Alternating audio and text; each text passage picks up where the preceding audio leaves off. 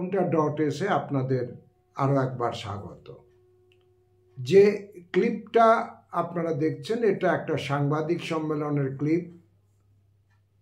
এরা এসেছিলেন সুদূর বীরভূম থেকে, দেউচা-পাচামি, হরিণশিঙা এই সমস্ত এলাকার মানুষ। এবং হ্যাঁ, আপনারা ঠিকই ধরেছেন, এরা সেই সমস্ত মানুষ যারা দেউচা-পাচামি খোলামুখ খনি প্রকল্পের কারণে অ্যাফেক্টেড হতে চলেছেন। আপনারা এটা শুনছিলেন, খুব অসহায় আর্তি, যে আমরা যদি উচ্ছেদ হয়ে যায় কোথায় যাব, কি করব। কোনো একাডেমিক প্যারাডাইমের গল্প নয়, কোনো সেমিনার রুমের তথ্য বা তথ্য সমৃদ্ধ এক্সারসাইজ নয়। উচ্ছেদের মুখে দাঁড়িয়ে থাকা অসহায় মানুষের আর্তি কলকাতা প্রেস ক্লাবের এই সাংবাদিক সম্মেলনে আছড়ে পড়ছিল। আমি এই বিষয়ে পরে আসছি। যেটা ইন্টারেস্টিং সেটা হচ্ছে যে এই সাংবাদিক সম্মেলনের অন্যতম সংগঠক লক্ষ্মীনারায়ণ হাঁসদা, যিনি জনজাতি আন্দোলনের অন্যতম পরিচিত মুখ। কারণ আপনারা জানেন যে সরকারি হিসেবে প্রায় 21,000 মানুষ, বেসরকারি হিসেবে 50,000 মানুষ দেউচা-পাচামির খনি প্রকল্প যদি হয় উচ্ছেদ হয়ে যাবেন। তো সেই জনজাতি আন্দোলনের অন্যতম পরিচিত মুখ, কারণ এই 21,000-এর মধ্যে 12,000-ই হচ্ছে আদিবাসী এবং তপশিলি জাতি, SC/ST বলতে আপনারা চালু কথায় যেটা বোঝেন।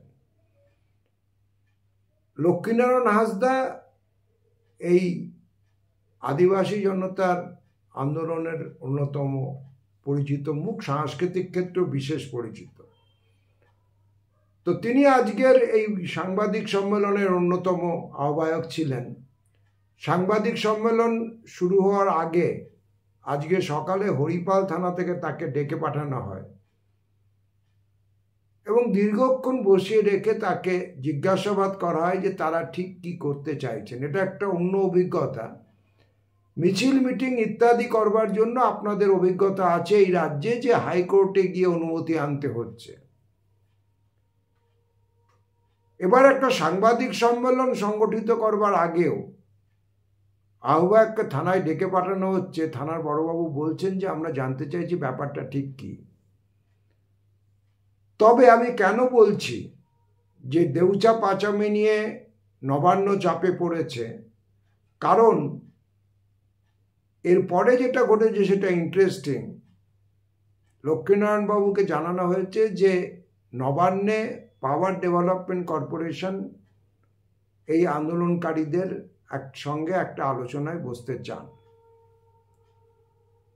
আলোচনায় তো এখানকার মানুষ বারে বারে চেয়েছেন, এ ব্যাপারে তো কোনো সন্দেহ নেই। তারা তো বারবার বলেছেন যে আমাদের উচ্ছেদ করে দেওয়ার আগে, বন্দুকের ডগায় আমাদের স্বীকৃতি আদায় করবার আগে আপনারা আমাদের কথাটা শুনুন, বোঝার চেষ্টা করুন। কারণ আমরা দেখেছি একের পর এক যে উন্নয়নের প্রকল্প হয়েছে কোট আনকোট, শুধু এই জমানায় নয়, পূর্ববর্তী জমানাতেও, যখন মুকুটমণিপুর ড্যাম হয়েছে, মেজিয়া তাপবিদ্যুৎ প্রকল্প হয়েছে, যে আদিবাসী জনতা ওখানকার ভূমিজ মানুষ উচ্ছেদ হয়ে গেছেন তাদের 80% শেষ অবধি কোনো পুনর্বাসন পাননি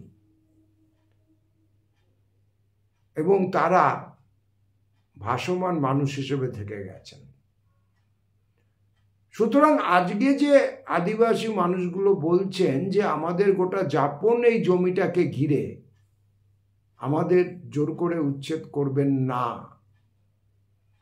এবং এই প্রায় 34 একর জমির যা প্রকল্প, সেই প্রকল্প যদি মমতা ব্যানার্জি সরকারকে রূপায়িত করতে হয় তাহলে উচ্ছেদ করা ছাড়া কোনো রাস্তা নেই। এবং এখানেই প্যারাডক্সটা, যে মামাটি মানুষের সরকার সিঙ্গুর এবং নন্দীগ্রামের আন্দোলনকে দেখিয়ে ক্ষমতায় এসেছে, যার মূল কথা ছিল জোর করে জমি অধিগ্রহণ করা চলবে না, আজকে তারা যদি কয়লা খনি এবং খোলামুখ কয়লা খনি, যেটা পরিবেশের পক্ষে অত্যন্ত বিপজ্জনক বলে গোটা বিশ্বে এইমাত্র এখন অবধি স্বীকৃত, সেটাকে জোর করে রূপায়িত করতে যান, তাহলে তার সম্ভাব্য রাজনৈতিক প্রতিক্রিয়া কি 2026-এর বিধানসভা নির্বাচনের আগে নবান্নকে নিশ্চয়ই ভাবতে হবে। নবান্নের 14 তলার যিনি কর্ত্রী তাকেও নিশ্চয়ই ভাবতে হবে, এ ব্যাপারে কোনো সন্দেহ নেই। এবং বিষয়টা এখানে যে এই যে মানুষগুলো বলছেন আমাদের পরিবেশ, আমাদের বাস্তুতন্ত্র, আমাদের গোটা বেঁচে থাকাটা এই পাহাড় এবং জঙ্গলকে জড়িয়ে, এটা আমাদের কাছ থেকে কেড়ে নেবেন না। আইনেও একটা প্রভিশন থাকে যে যদি কোনো বড় প্রকল্প হয়, বিশেষ করে মাইনিংয়ের ক্ষেত্রে, মানে এখন অবধি যা আইন আছে এই আইনগুলো ক্রমশ প্রায় মুছে ফেলার চেষ্টা চলছে, সেখানে আরো বড় বড় শক্তির খেলা জড়িত। আপনারা যারা একটু খোঁজ খবর রাখেন তারা বুঝতে পারছেন আমি কি বলতে চাইছি। এখন সেই আইনেও যে বড় প্রকল্প হলে এনভায়রনমেন্ট ইম্প্যাক্ট অ্যাসেসমেন্ট অ্যাক্ট 2016-তে এই মানুষগুলো যে কথাগুলো বলবার চেষ্টা করছে সেগুলোই গুছিয়ে বলা আছে। কিন্তু মামাটি মানুষের সরকার মাটির মানুষের সঙ্গে যে তঞ্চকতাটা এখানে করছে সেটা হচ্ছে 3400 একর প্রজেক্ট দেখালে পারে যেটা সমস্যা, আমি বারবার একটা কথা বলার চেষ্টা করছি, সেটা তাহলে ওই পরিবেশ আইনের আওতায় পড়ে যাবে। সেটাকে বাইপাস করবার জন্য এরা বিভিন্ন ছোট ছোট প্রজেক্ট ধরে এগোনোর চেষ্টা করছেন, একটা ক্লাস্টার বানানোর চেষ্টা করছেন অসংখ্য ছোট ছোট খনি প্রকল্পের কাগজে কলমে, যাতে ওই পরিবেশগত ছাড়পত্রটা না নিতে হয়, এবং এটা মানুষের সঙ্গে প্রতারণা। মামাটি মানুষের সরকার যদি মানুষের স্বার্থ রক্ষাকারী বলে নিজেকে ক্লেম করে, তার স্বার্থ রক্ষা যারা জমি অধিগ্রহণের বিরুদ্ধে কথা বলে ক্ষমতায় এসেছেন, জোর করে জমি অধিগ্রহণের বিরুদ্ধে কথা বলে ক্ষমতায় এসেছেন, তাদের সঙ্গে তারা যা করছেন সেটা মিলছে না।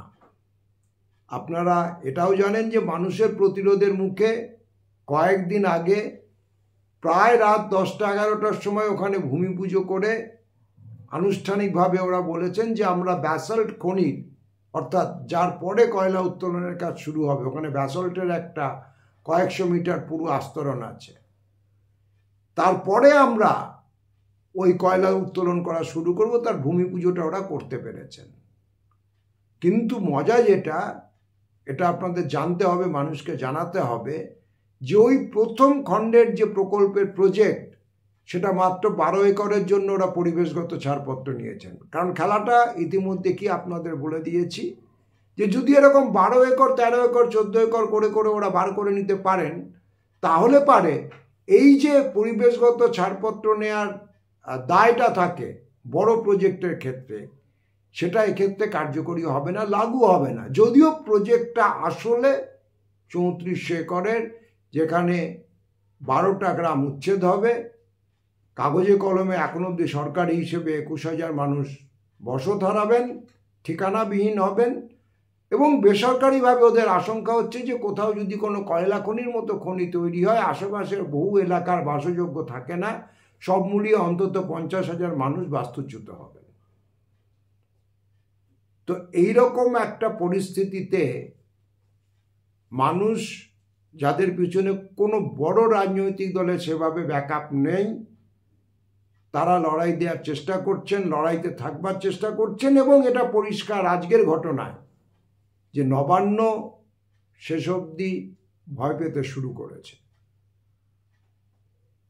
আমরা আশা করব যে বিষয়টাকে কোনো ইগোর জায়গা থেকে না দেখে, এই যে আদিবাসী জনতা, ভূমিজ জনতা, SC ST মানুষজন তুলনামূলকভাবে সামাজিকভাবে পিছিয়ে থাকা অবস্থানে, তাদের কণ্ঠস্বরকে আপনারা গুরুত্ব দেবেন।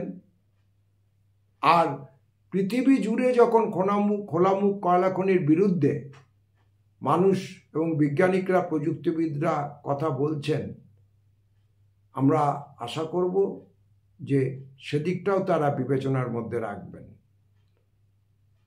না হলে পারে মানুষ প্রতিরোধে থাকবেন বলছেন, মানুষ প্রতিবাদে থাকবেন বলছেন। আমরা TheNewsCounter.s চেষ্টা করব আপনাদের কাছে মানুষের সেই প্রতিবাদ এবং প্রতিরোধের কথা যতটা আমাদের ক্ষমতার মধ্যে কুলোয়, যদি আপনারা আমাদের সঙ্গে থাকেন, পাশে থাকেন, আপনাদের কাছে পৌঁছে দেয়া। TheNewsCounter.s এখন এই পর্যন্ত। সকলে ভালো থাকবেন, দেখা হবে পরবর্তী এপিসোডে।